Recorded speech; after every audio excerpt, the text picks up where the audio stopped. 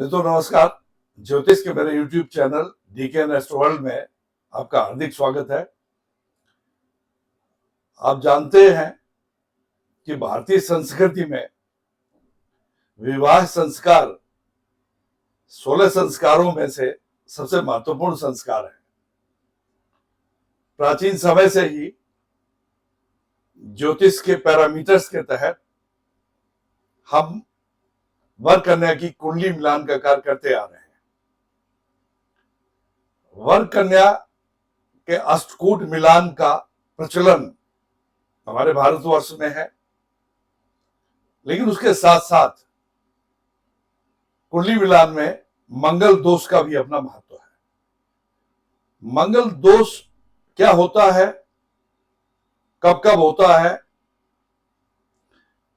मंगल दोष ही क्यों होता है, शनि दोष या राहु दोष या केतु दोष क्यों नहीं होता है, मंगल दोष का क्या कुंडली में अपने आप परिहार हो जाता है, यानी कुंडली में मंगल दोष अप्लाई नहीं हो रहा है और हमने उस कुंडली को मांगलिक मान करके मांगलिक कन्या या वर की तलाश करने लगते हैं। ऐसा करने से अनर्थ हो जाता है। और मंगल दोष का कब कब परिहार होता है, यानी जब दोनों कुंडलियां मांगलिक हो या एक मांगलिक हो दूसरी गैर मांगलिक हो, इन दोनों स्थितियों में मंगल दोष का परिहार होता तो है, लेकिन क्या वो परिहार मीन्स समाधान, क्या वो पूरी तरह से हो जाता है? और अगर पूरी तरह से नहीं होता है तो उसके लिए उपाय क्या किए जाने होते हैं।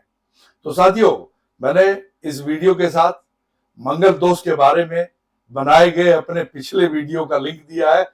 मेरा आपसे आग्रह है कि कृपया इस वीडियो को चाहे देखने के बाद या इसके पहले आप उस वीडियो को अवश्य देखें, क्योंकि उससे आपको मंगल दोष का पूरा ज्योतिषीय सच पता चल जाएगा। आप ये जान जाएंगे कि मंगल दोष वाकई क्या होता है, उसके बारे में जो समाज में व्याप्त है भ्रांतियां, मिथ और गलतफहमियां, वो सब दूर हो जाएंगी।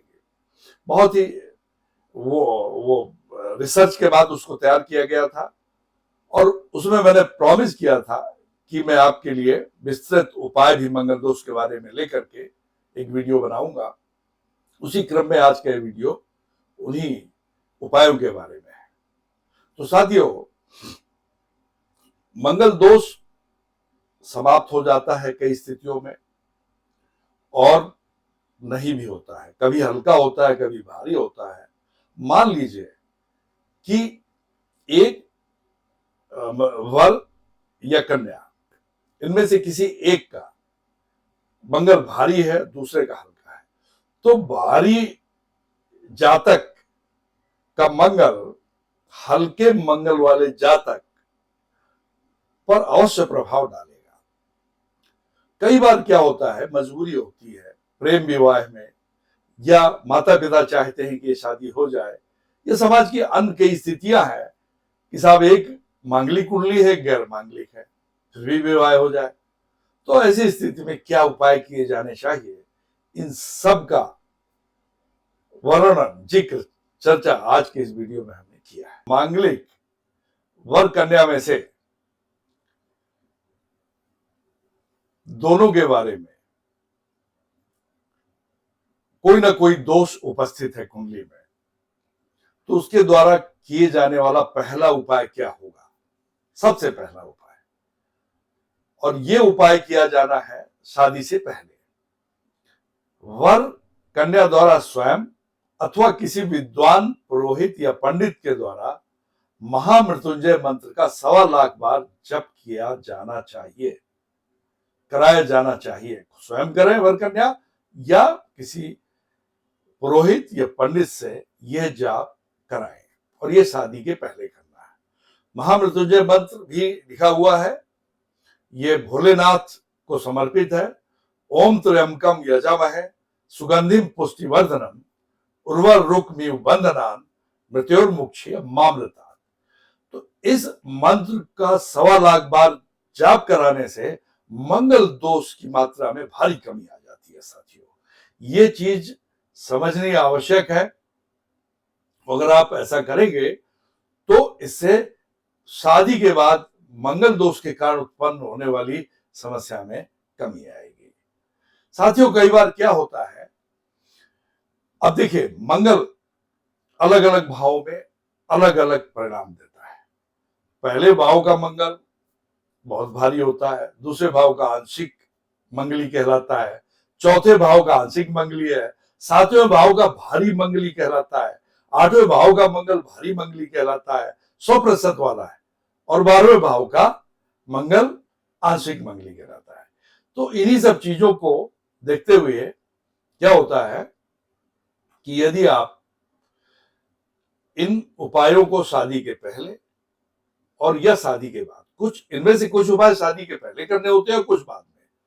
अब जैसे अभी आपको मैंने महामृत्युंजय जाप के बारे में बताया, वैसे ही आप देखिए एक दूसरा उपाय आप देख लीजिए। इस दूसरे उपाय में शादी से पहले वर कन्या द्वारा स्वयं मंगल के बीज मंत्र का प्रतिदिन 108 बार, कम से कम 108 दिन तक जप किया जाना चाहिए। मंगल का बीज मंत्र क्या होता है? ओम क्राम क्रीम क्रौम सह भौमाय नमः। अगर आप ये कर लेते हैं 108 दिन तक शादी के पहले, और प्रतिदिन 108 बार का मतलब होता है कि एक माला आप जप लेंगे, तो इससे भी साथियों आपका कल्याण होगा। अब देखिए, मान लीजिए किसी भाव में कई बार मंगल कुछ कारणों से समाप्त हो जाता है, जैसे कि मान लीजिए नीच राशि में बैठा हो मंगल, या मान लीजिए वक्री हो, इन्हीं भावों में दूसरे चौथे, पहले दूसरे चौथे सातवें आठवें या 12वें में, तो ये माना जाता है कि साहब ये मंगलिक नहीं कहलाई कुंडली, और ऐसे जातक की शादी गैर मांगलिक साथ हो सकती है। लेकिन फिर भी उपाय तो किए जाने आवश्यक होते हैं, क्योंकि कुछ ना कुछ असंतुलन बना रहता है।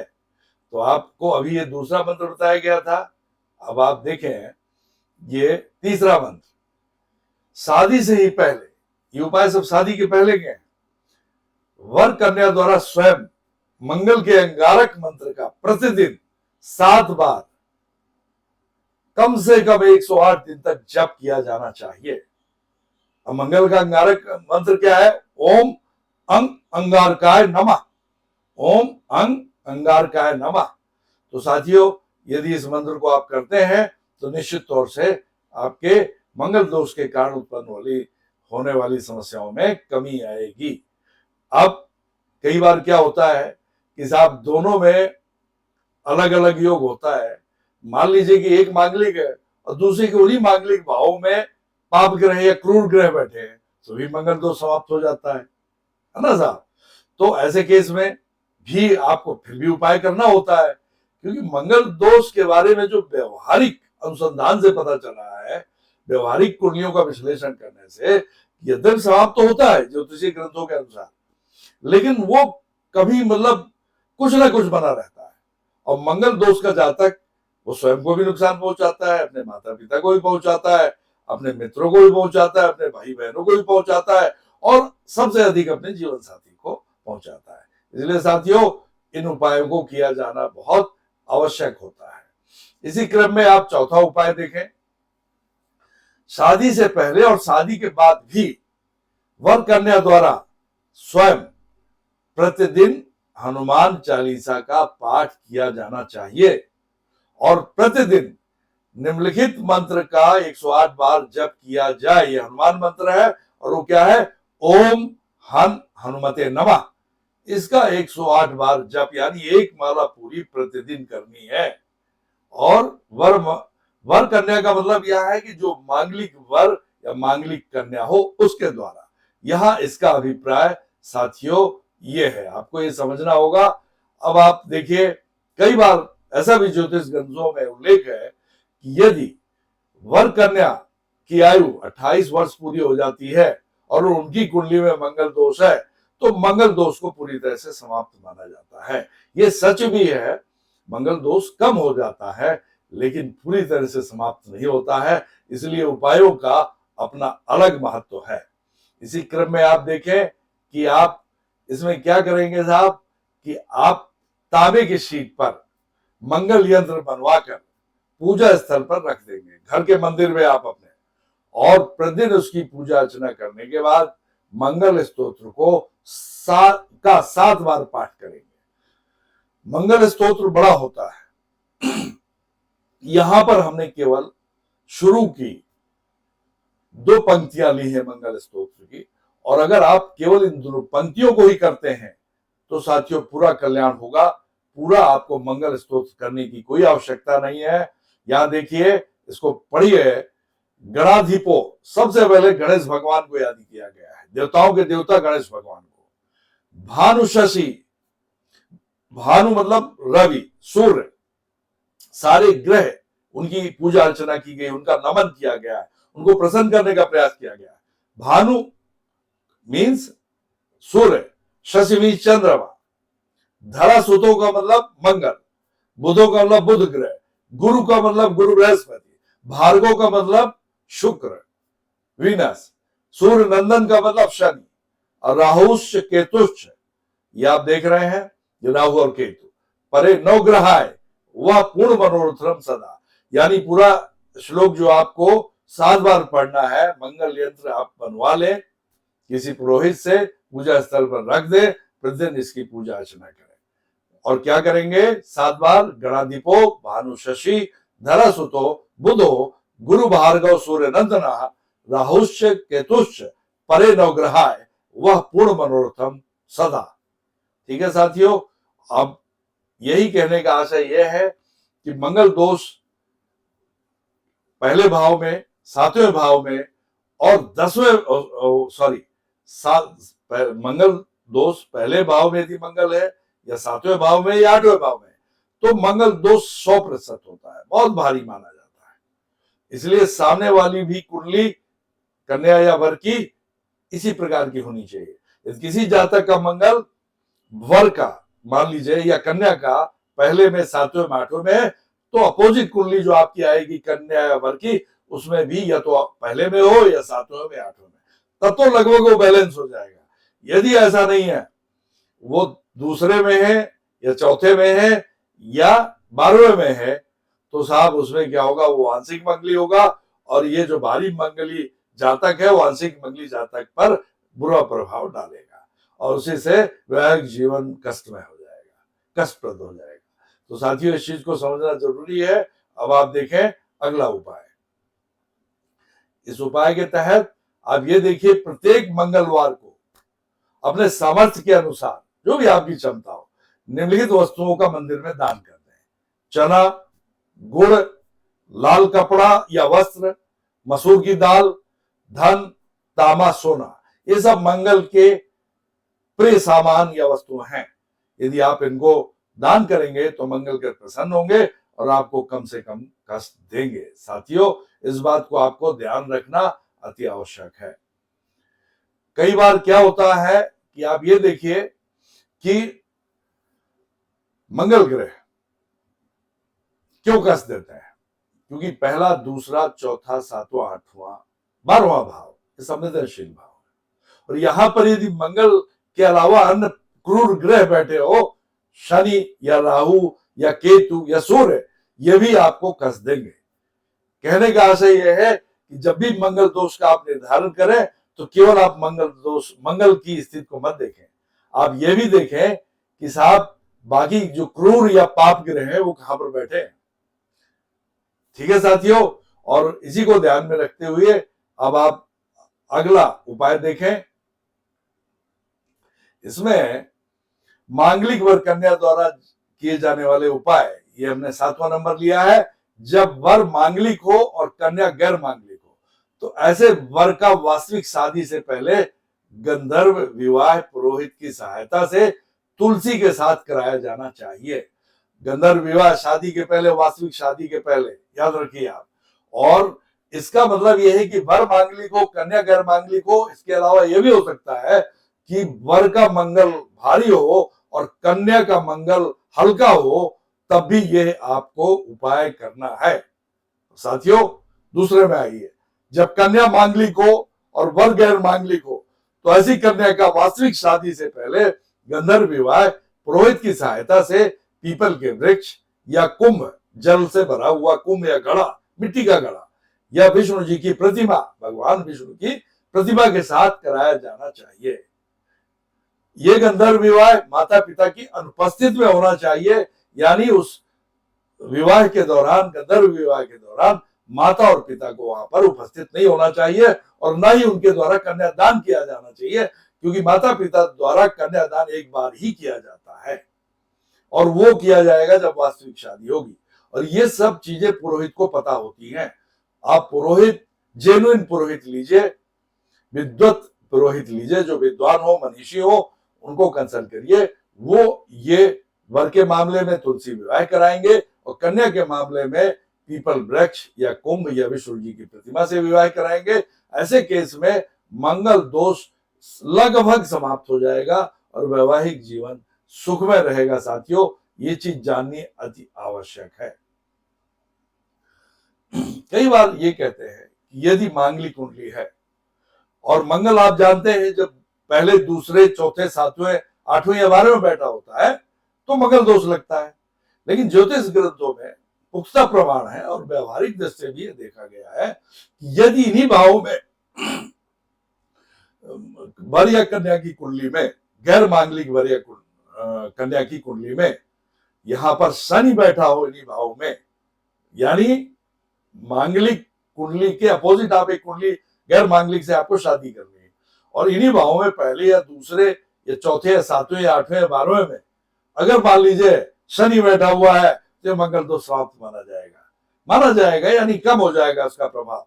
इसलिए कई मामलों में यही भ्रांतियां दूर होने की आवश्यकता है। बस उपायों का अपना अलग महत्व है जो आपको करना आवश्यक है। अब आप देखें कि यदि कन्या की कुंडली में भारी मंगल दोष हो, यानी मंगल कुंडली के पहले 7वें या 8वें भाव में स्थित हो, तो ऐसी स्थिति में कन्या को मंगला गौरी का व्रत अवश्य रखना चाहिए। और ये कैसे रखा जाता है? इस व्रत को शादी के बाद पहला जो सावन माह आएगा, श्रावण माह, उसका जो शुक्ल पक्ष आएगा, आप जानते हैं माह में शुक्ल 15 दिन का शुक्ल पक्ष और 15 दिन का कृष्ण पक्ष होता है। तो श्रावण माह के शुक्ल पक्ष के प्रथम मंगलवार को ये मंगला गौरी का व्रत शुरू किया जाना चाहिए और इस व्रत को शादी के बाद 5 वर्ष तक लगातार रखा जाना चाहिए, जारी रखा जाना चाहिए। यानी 5 वर्ष तक हर मंगलवार को मंगला गौरी का व्रत अवश्य किया जाना चाहिए, रखा जाना चाहिए। इससे इसका अत्यधिक महत्व है। ये तो इतना इसका महत्व है कि जो गैर मांगलिक महिलाएं हैं वो भी इस व्रत को रख सकती हैं। उससे उनको वैधव्य से छुटकारा मिलेगा और वो सुहागन होकर के इस संसार से विदा होंगी। ये गारंटीड है, इसको आप नोट कर लीजिए। अब कई बार क्या होता है कि मान लीजिए मांगलिक कुंडली है और आपके पास गैर मांगलिक कुंडली आई। अभी मैंने बताया था कि उन्हीं भावों में शनि बैठा हो, लेकिन उन्हीं भावों में यदि कोई भी क्रूर ग्रह बैठा हो, शनि या राहु या केतु या सूर्य, तो भी मंगल दोष नलीफाई हो जाता है साथियों। और इसी संदर्भ में हम अब अगला उपाय लेते हैं। देखें, ये आपका यदि कन्या मांगलिक है तो उसे सावित्री व्रत अवश्य रखना चाहिए। ऐसी मांगलिक कन्याओं या महिलाओं को, मतलब कन्याओं का मतलब शादी के पहले, महिलाओं का मतलब शादी के बाद, को ज्येष्ठ मास के साल में एक बार करना है।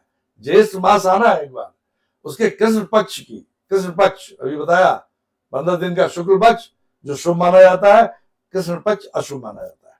कृष्ण पक्ष की अमावस्या को, जब चंद्रमा और सूर्य एक साथ मिलते हैं, अमावस्या को वट वृक्ष माने बरगद के वृक्ष, इस वट वृक्ष को मंगल ग्रह का प्रतीक माना जाता है। उसकी विधिवत रूप से पूजा अर्चना करने के पश्चात उस दिन व्रत रखना चाहिए। यानी वर्ष में एक बार ये व्रत रखने से निश्चित तौर पर मंगल दोष दूर होगा और कष्टों में कमी होगी, गारंटीड है साथियों। इस प्रकार से मंगल दोषों को कई तरीके से समाप्त माना जाता है कि साहब यदि इन्हीं भावों में मंगल अपनी राशियों में बैठा हो, यानी मेष में या वृश्चिक में, या शत्रु राशि में बैठा हो, मतलब मिथुन या कन्या में, या अपनी उच्च राशि में मकर में, शत्रु राशि कुंभ में बैठा हो तो भी मंगल दोष समाप्त हो जाता है। या ये सूर्य द्वारा अस्त कर दिया गया हो पर्टिकुलर डिग्री में, जब कोई भी ग्रह सूर्य के नजदीक आ जाता है पर्टिकुलर डिग्री में तो अस्त माना जाता है। अगर अस्त है आपकी कुंडली में और वो सॉफ्टवेयर में निकल के आ जाता है, अस्त लिखा होता है, तो वो ग्रह क्या होगा, वो भी मंगल दोष समाप्त हो जाएगा आपकी कुंडली का। और इन राशियों में बैठा हो जो मैंने अभी बताई तो भी मंगल दोष समाप्त हो जाता है। और इस प्रकार से फिर भी मैं अंत में एक बात ये कहना चाहूंगा कि एक ऐसी चीज है जो आप कभी ना करें, क्योंकि इस कई बार भ्रांतियां हैं कि साहब ये करने से ये हो जाता है।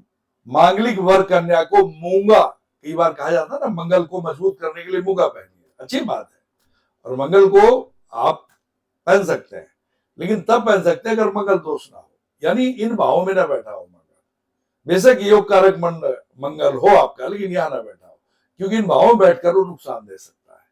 योग कारक मंगल अनुभाव में है तो मूंगा पहना जा सकता है सोने में, ठीक है ना, लेकिन इन भावों में बैठे मंगल को बिल्कुल मजबूत मत करें, क्योंकि वो आप स्वयं जातक के जीवन में, उसके माता पिता के जीवन में, उसके भाई बहनों के जीवन में और उसके जीवन साथी के जीवन में कष्ट ही कष्ट लाएगा और अशुभ परिणाम देगा साथियों। तो साथियों, इस प्रकार से मैंने 10 बातें बताई हैं, 9 बातें बताई हैं कि क्या उपाय आपको करना है, 10वीं बात ये बताई कि आपको क्या उपाय नहीं करना है। अंत में आपको यही कहना चाहूंगा कि मंगल दोष के बारे में जितनी भी भ्रांतियां वो पिछले वीडियो में हमने दूर कर दी थी। जो ज्योतिषी ग्रंथों में उनके बारे में प्रावधान दिए गए वो भी बता दिए गए थे। ऐसा नहीं है, याद रखिए, कतई ये सच नहीं है कि अगर एक मांगलिक की गैर मांगलिक के साथ शादी होती है तो गैर मांगलिक की मृत्यु हो जाएगी, ऐसा कतई नहीं है। ये केवल तभी होता है जब उस गैर मांगलिक की कुंडली में मृत्यु का योग होता है, उसकी आयु कम होती है, और उसके लिए अन्य पाप ग्रहों को, तभी मैंने कहा मंगल दोष को केवल मंगल की स्थिति से नहीं देखा जाना चाहिए, अन्य पाप ग्रहों की स्थिति से भी देखा जाना चाहिए। क्या उसकी लॉन्जेविटी शॉर्ट है, मीडियम है या फुल है। और दूसरा याद रखिए, यदि वर की और कन्या की दोनों में, वर की कन्या में पत्नी मृत्यु का योग है और पत्नी की मतलब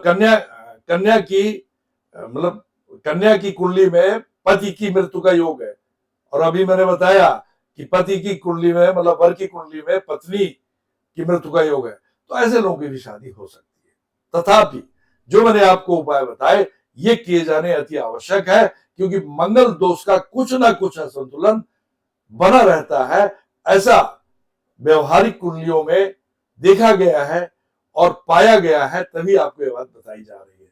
इसी बात के साथ मैं अपनी बात को समाप्त करता हूं साथियों। धन्यवाद, नमस्कार।